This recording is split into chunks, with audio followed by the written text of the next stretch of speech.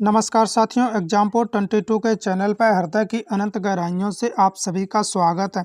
साथियों, आज हम पढ़ेंगे पर्यावरण यानी इन्वायरमेंट स्टडी से संबंधित इम्पोर्टेंट क्वेश्चन रहेंगे। आइए देखते हैं आज का पहला क्वेश्चन है, पर्यावरण व पारिस्थितिकी का जैविक घटक क्या है। जैविक घटक के बारे में पूछा गया, यानी जीवित तत्वों के बारे में पूछा गया। तो पहला ऑप्शन हो जाएगा मृदा, बी हो जाएगा जल, सी हो जाएगा वायु और डी हो जाएगा वनस्पति। ये चार ऑप्शन दिए गए। चलो देखते हैं क्वेश्चन का राइट आंसर क्या रहेगा। तो इस क्वेश्चन का राइट आंसर हो जाएगा डी, यानी वनस्पति। जीवित तत्वों में किसमें आ जाता है ये पर्यावरण पारिस्थितिकी में, तो वनस्पति इसका राइट आंसर रहेगा। आइए अगला क्वेश्चन देखते हैं। क्वेश्चन नंबर सेकेंड यानी दूसरा क्वेश्चन है, प्राकृतिक पारिस्थितिक तंत्र का उदाहरण क्या है। इसका पूछा गया पारिस्थितिक नेचुरल इकोलॉजी सिस्टम के बारे में पूछा गया है। प्राकृतिक पारिस्थितिक तंत्र का उदाहरण पूछा गया, कौन सा एग्जाम्पल रहेगा। तो पहला ऑप्शन हो जाएगा खेत, बी हो जाएगा बांध, सी हो जाएगा झील और डी हो जाएगा पार्क।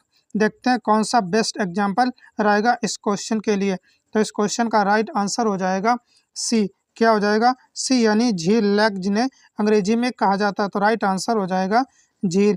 आइए अगला क्वेश्चन देखते हैं। नेक्स्ट नंबर क्वेश्चन यानी थर्ड नंबर क्वेश्चन क्या रहेगा। बहुत ही अच्छा क्वेश्चन है।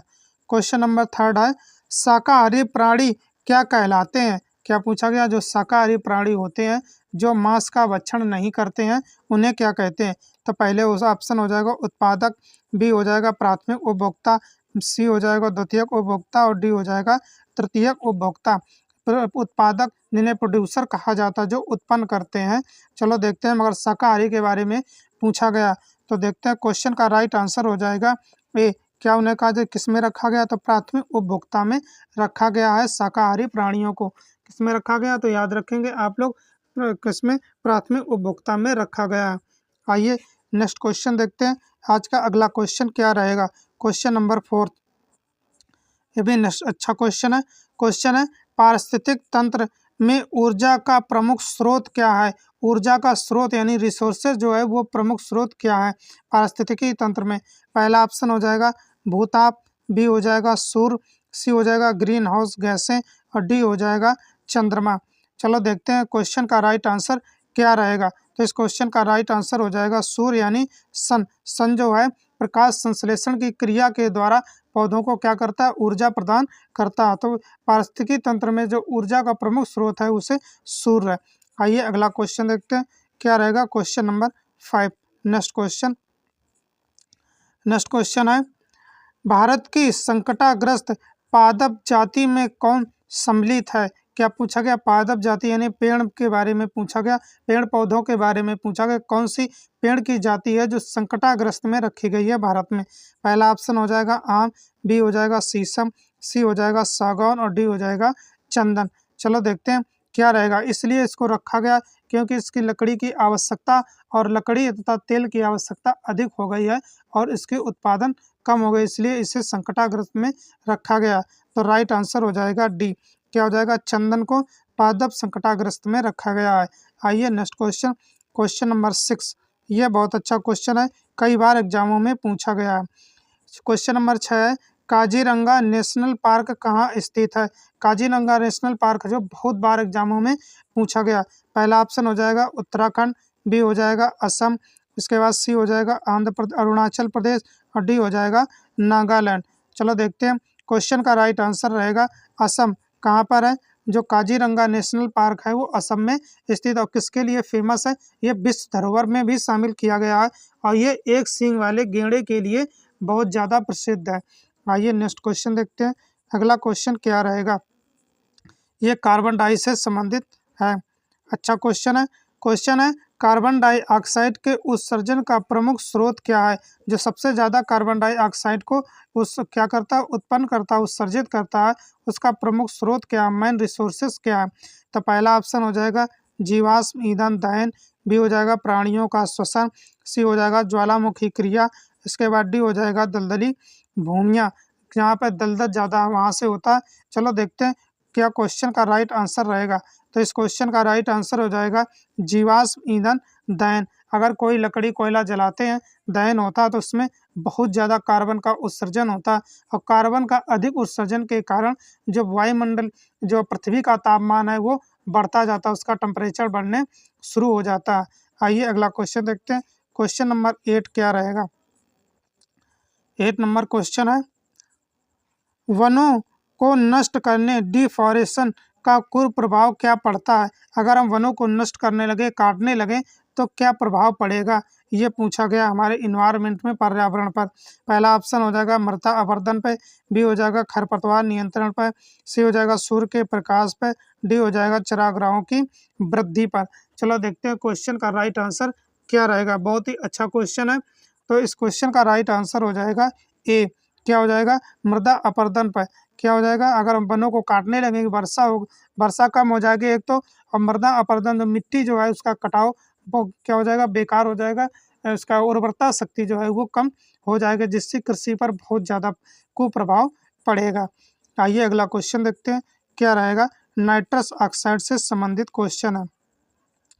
क्वेश्चन है, नाइट्रस ऑक्साइड गैस का प्राकृतिक स्रोत क्या है? नेचुरल रिसोर्सेस के बारे में पूछा गया है। पहला ऑप्शन हो जाएगा मरुस्थलीय मिट्टियाँ, बी हो जाएगा शीत कटिबंधीय मिट्टियाँ, इसके बाद सी हो जाएगा शीतोष्ण कटिबंधीय मिट्टियाँ, डी हो जाएगा उष्ण कटिबंधीय मिट्टियाँ। इसका देखते हैं, चलो देखते हैं क्वेश्चन का राइट आंसर क्या रहेगा। तो इस क्वेश्चन का राइट आंसर हो जाएगा डी, यानी उष्ण कटिबंधीय मिट्टियाँ जो है वहाँ से नाइट्रस ऑक्साइड का बहुत ज़्यादा उत्सर्जन होता है।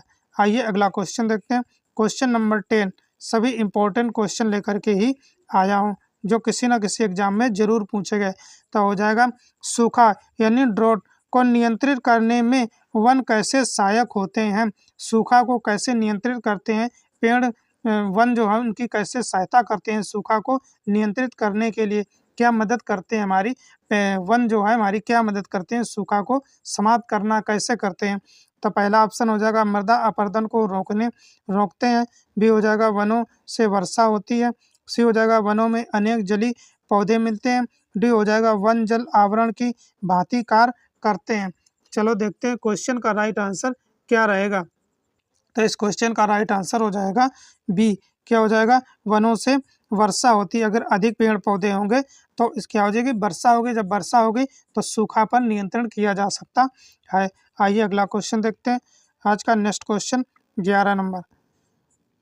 नेक्स्ट क्वेश्चन है, विश्व का एकमात्र कार्बन मुक्त देश कौन सा है? जहाँ पर कैसा है? कार्बन नहीं है, CO2 नहीं है, कार्बन मुक्त देश कहा गया। वहाँ पर हरित ऊर्जा का अधिक उपयोग किया जाता है। पहला ऑप्शन हो जाएगा स्वीडन, बी हो जाएगा न्यूजीलैंड, फिर सी हो जाएगा फिनलैंड, डी हो जाएगा कनाडा। चलो देखते हैं क्वेश्चन का राइट आंसर क्या रहेगा। तो इस क्वेश्चन का राइट आंसर क्या रहेगा? चलो देखते हैं। तो इस क्वेश्चन का राइट आंसर हो जाएगा ए। क्या हो जाएगा? स्वीडन। स्वीडन जो है उसको कार्बन मुक्त देश घोषित किया गया। वे लोग ज़्यादातर हरित क्रांति ऊर्जा का प्रयोग करते हैं। आइए नेक्स्ट क्वेश्चन देखते हैं। क्वेश्चन नंबर 12 यानी 12 नंबर क्वेश्चन क्या है? क्वेश्चन नंबर 12 है, भूमंडलीय तापन का कारण क्या है? भूमंडलीय तापन जो पृथ्वी का टेम्परेचर बढ़ता जा रहा है, इसका क्या कारण है? तो पहला ऑप्शन हो जाएगा कार्बन डाइऑक्साइड में कमी, बी हो जाएगा कार्बन डाइऑक्साइड में वृद्धि, सी हो जाएगा वनों में वृद्धि, और डी हो जाएगा इनमें से कोई नहीं। भी हमने आप लोगों को बताया था कि कार्बन डाइऑक्साइड अगर सबसे ज़्यादा बढ़ती चली जाती है तो भूमंडलीय ताप यानी पृथ्वी का टेम्परेचर क्या हो जाता? बढ़ता चला जाता है। यही पूछा गया कि भूमंडलीय तापमान का कारण क्या, क्यों बढ़ जाती है? तो इस क्वेश्चन का राइट आंसर देखते हैं क्या हो जाएगा। तो इस क्वेश्चन का राइट आंसर हो जाएगा बी। क्या रहेगा? कार्बन डाइऑक्साइड की वृद्धि के कारण भूमि का टेम्परेचर बढ़ने लगता है। आइए अगला क्वेश्चन देखते हैं। क्वेश्चन नंबर क्या हो जाएगा? 13 नंबर क्वेश्चन है, जुगाली करने वाले पशु किस ग्रीन हाउस गैस का उत्पन्न करते हैं? जुगाली करने वाले पशु यानी जो जानवर लोग होते हैं जो भूसा को खाते हैं, घास को खाते हैं, खाने के बाद वो पचाने की जब क्रिया करते हैं तो उससे जुगाली कहा जाता है।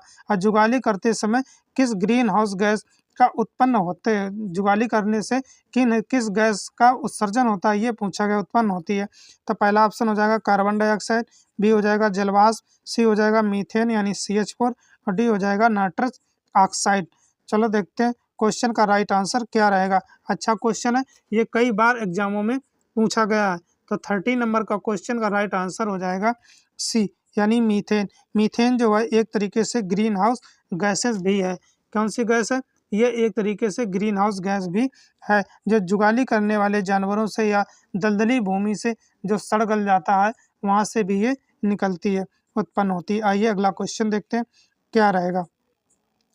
नेक्स्ट क्वेश्चन, तो अगला क्वेश्चन है वाहनों से निकलने वाली प्रदूषित गैस कौन सी है? जो वाहन चलते हैं उससे जो धुआं निकलता है उससे कौन सी गैस उत्पन्न होती है? पहला ऑप्शन हो जाएगा हाइड्रोकार्बन, बी हो जाएगा कार्बन डाइऑक्साइड, सी हो जाएगा कार्बन मोनोऑक्साइड और डी हो जाएगा नाइट्रोजन ऑक्साइड। चलो देखते हैं क्वेश्चन का राइट आंसर क्या हो जाएगा। वाहनों से जो निकलने वाला धुआं है उससे कौन सी गैस उत्पन्न होती है, ये पूछा गया। तो 14 का राइट आंसर हो जाएगा सी, कार्बन मोनोऑक्साइड। ये मानव के लिए बहुत ज़्यादा हानिकारक होती है। आइए अगला क्वेश्चन देखते हैं क्या रहेगा।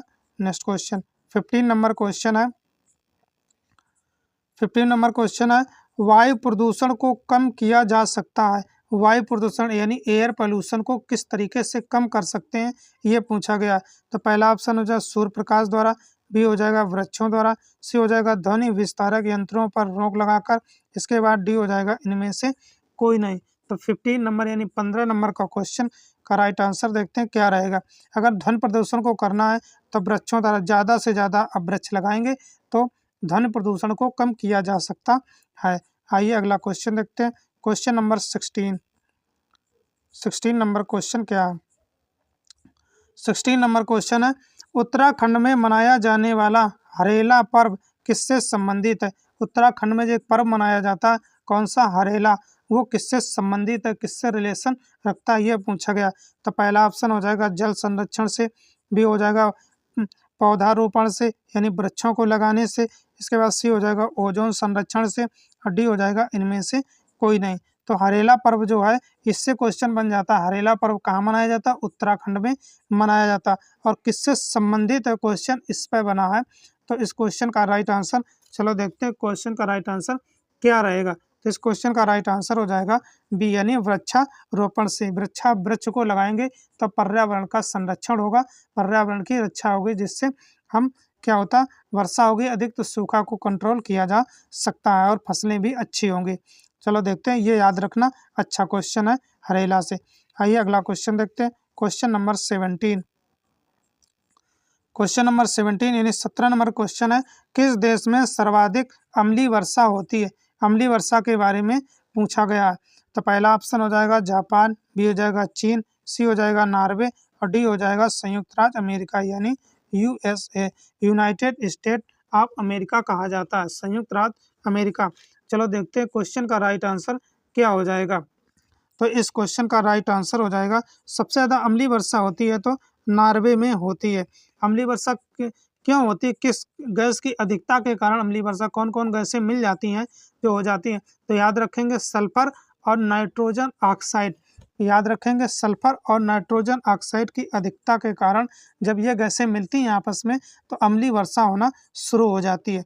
आइए अगला क्वेश्चन देखते हैं क्या हो जाएगा। Next question, question number 18। 18 number question है ओजोन परत किन हानिकारक किरणों को अवशोषित करती है? ओजोन परत जो है जीवन रक्षक परत के रूप में ये जानी जाती है और समताप मंडल में पाई जाती है। ये क्या करती है, हानिकारक किरणों को क्या कर लेती है, अवशोषित कर लेती है। जो मानव के लिए बहुत ज़्यादा जो हानिकारक किरणें होती हैं उनको अवशोषित कर लेती है, जिससे मानव नीचे क्या करती है, मानव के जीवन की रक्षा का कार्य करती है, इसलिए जीवन रक्षक ओजोन परत भी कहा जाता है। चलो देखते हैं क्वेश्चन का राय। क्वेश्चन में ऑप्शन देखते हैं, पहले पढ़ते हैं। तो पहला हो जाएगा गामा किरणें, बी हो जाएगा पराबैंगनी किरणें, सी हो जाएगा एक्स किरणें और डी हो जाएगा इनमें से कोई नहीं। तो वे कौन सी किरणें हैं जिनको अवशोषित कर लेती है और मानव जीवन की रक्षा करती है? चलो देखते हैं। तो इसका राइट आंसर हो जाएगा पराबैंगनी किरणें यानी अल्ट्रावायलेट रेजों को, ये सूर्य के द्वारा जो अल्ट्रावायलेट रेजें आती हैं, किरणें आती हैं, उनको अवशोषित कर लेती है। आइए अगला क्वेश्चन देखते हैं क्या रहेगा। क्वेश्चन नंबर 19 रहेगा पृथ्वी दिवस कब मनाया जाता है? पृथ्वी दिवस के बारे में पूछा गया है। तो पहला ऑप्शन हो जाएगा 22 मार्च, बी हो जाएगा 22 अप्रैल, सी हो जाएगा 5 जून और डी हो जाएगा 15 अगस्त। चलो देखते हैं तो 5 जून को बहुत ज़्यादा क्वेश्चन पूछा गया। तो 5 जून को जो है वो विश्व पर्यावरण दिवस के रूप में मनाया जाता है। कब क्या मनाया जाता है? तो विश्व पर्यावरण दिवस मनाया जाता है। कल 22 मार्च के बारे में भी पूछा गया क्वेश्चन। ये मनाया जाता है जल दिवस के रूप में मनाया जाता है, मगर पूछा गया पृथ्वी दिवस के रूप में। तो चलो देखते हैं। तो पृथ्वी दिवस जो है साथियों याद रखेंगे 19 नंबर का क्वेश्चन का राइट आंसर हो जाएगा, यानी बी 22 अप्रैल को पृथ्वी दिवस के रूप में मनाया जाता है। आइए क्वेश्चन नंबर 20 आज का लास्ट क्वेश्चन रहेगा और क्वेश्चन इंपॉर्टेंट भी है। क्वेश्चन है पर्यावरण संरक्षण अधिनियम कब लागू हुआ था? पर्यावरण संरक्षण अधिनियम एक एक्ट लागू हुआ था, नियम बनाया गया था किसकी? पर्यावरण सुरक्षा के लिए। पहला ऑप्शन हो जाएगा 1972 में 1972, बी हो जाएगा 1986 में 1986, सी हो जाएगा 1992 1992 और डी हो जाएगा 2000 यानी 2000 में। चलो देखते हैं क्वेश्चन का राइट आंसर क्या रहेगा। तो इस क्वेश्चन का राइट आंसर रहेगा साथियों याद रखेंगे तो 1986 यानी 1986 में पर्यावरण संरक्षण अधिनियम लागू किया गया था। तो साथियों आज के हमारे ये इम्पोर्टेंट क्वेश्चन थे। आशा है कि आप लोगों को अवश्य समझ में आए होंगे। अगर हमारा पढ़ाया हुआ आप लोगों को समझ में आता है तो वीडियो को लाइक करें, शेयर करें, चैनल को सब्सक्राइब कर दें। कमेंट करके बताना कि आज का सेशन कैसा रहा, लाइक कर दिया करें जिससे हमें बहुत ही मोटिवेशन मिलता है। साथियों अपना अमूल्य समय निकाल कर हमारे चैनल पर जुड़ने के लिए, हमारा वीडियो देखने के लिए बहुत बहुत धन्यवाद। Thanks for watching this video.